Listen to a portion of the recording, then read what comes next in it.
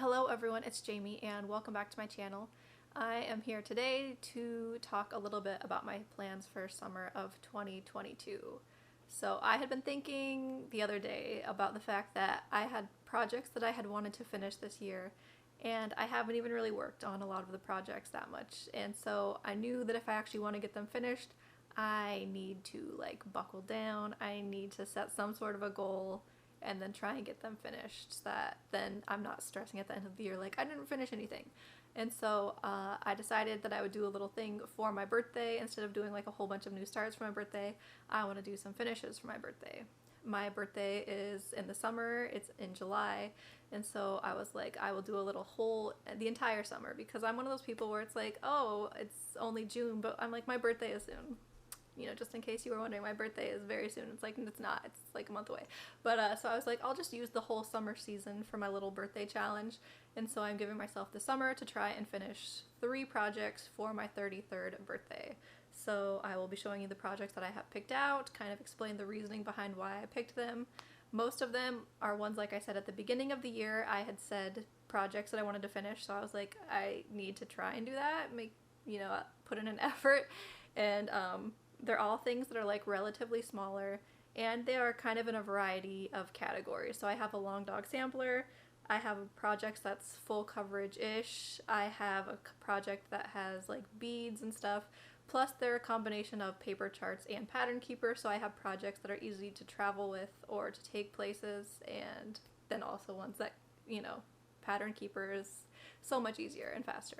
So here is the projects that I have picked out. The first one is a long dog sampler, and I picked my smallest one because some of my other ones are huge. I put all of my long dog samplers into pattern keeper, and the largest one was Pandemic, and I think it was like around 70,000 stitches. And then there was Templar Prophecy, which had like 60,000, and then the Pointed Fifth was also like a huge one. And so Opening Gambit was my smallest. It only has like 20 or 25,000 stitches, so it's like, it's still fairly big, but it's way smaller than the other ones, so it's like the best chance I have of finishing a long dog sampler in this summer. And here's where I'm starting on this. I am stitching this on 18 count, 1/1 full cross, using Silks For You that I had dyed purple because it was previously a natural silk. And yeah, so this chart is only 3 pages across. I think a lot of my other ones from Long Dog Sampler are like 4 or 5 pages across the top row, and then they also go a lot of pages down. So yeah, this is just a much more manageable size to have for this summer little goal. And so here's where I am.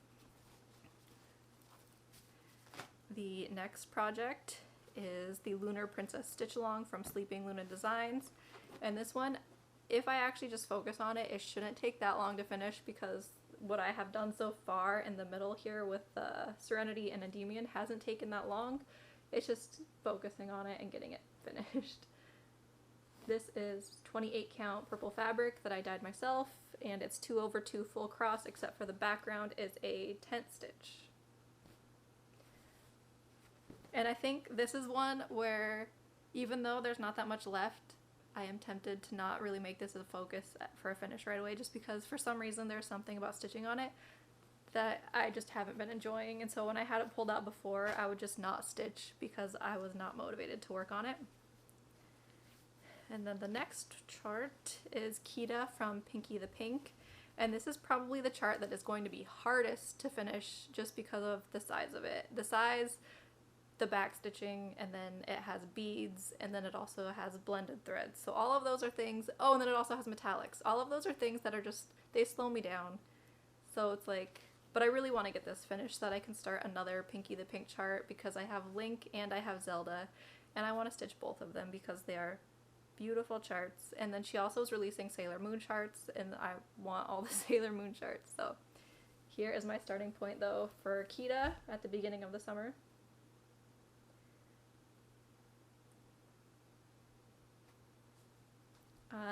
When I get back to stitching it, I want to get the top part of her finished, and then my plan for stitching her is to actually do back stitching and beads as I go, and then I have everything finished in a section so that I don't have to go back and do tons of back stitching at the end, because I'm not a backstitching fan, and so I know that if I did all like the regular crosses and then save the backstitching, I would just probably leave it unbackstitched forever.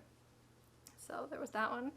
And then I also have pulled out the Crystal Palace from Mandarink's Design on Etsy, which is no longer available, which sucks because their shop had so many charts that were amazing. And here's my starting point on this chart. This chart is small, so it should go fairly quick, and some of the background is just half stitches, which go pretty quick. And I'm stitching this on 18 count, 2/1 full cross, or half stitches if it is called for. Like, I know there's some half stitches right in there. That is so blurry. Camera focus. I don't know if it's going to. But yeah, there's this one, and I don't know if I mentioned this is fabric I dyed using neon yellow with a splash of blue to give it a little bit of a green tint. And then the last one, and this one is also one that could be a quick finish. I just need to find charts for the sections that are empty still. So this is the Alice in Wonderland stitch along from Owl Forest Embroidery that they did last summer. It is a free stitch along. I think it's still available on their website. And the reason I am kind of slowed down is because I want to replace all of these sections with something Kingdom Hearts themed. And so I want to find a Sora, but my problem so far is I've found a few different Soras, like charts on Etsy, but most of them are bigger than this space kind of allows for, so I either have to decide if I'm willing to like have him be bigger than everything else, or if I want to actually just keep trying to find a smaller one, or try charting him myself, which sounds very intimidating. And this chart is being stitched with sulky threads. It's my first time using sulky threads, and I really liked them. 1 strand over 1 on 18 count because they are thicker than DMC. And I also made changes already to make it Kingdom Hearts. There's the Lady Luck Keyblade. There's also beads that I put around it that are like, when you defeat like a enemy in Kingdom Hearts, they drop like little orbs that are like money and things like that and experience. And so I put little orbs around it that are like if you were to defeat an enemy.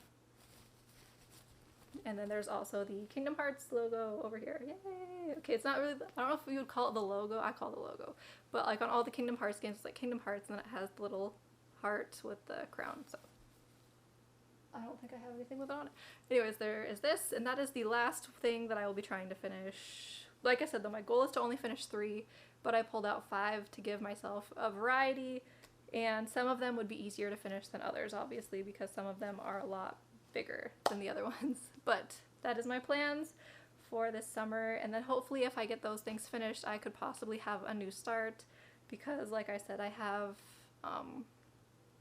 Make It Pink, Pinky the Pink, I have some fur charts, I have 3 Gecko Rouge kits that I haven't even started yet, so I would really like to be able to get some of those finished, and then this summer get myself some new starts and, you know, have a little birthday celebration this summer. So thank you everyone for watching, liking, commenting, and subscribing, and I hope to keep everyone updated with my progress on these charts. I will also probably update more on Instagram because Instagram is easier because it's just quicker. Take a picture, plop it onto Instagram, and you know.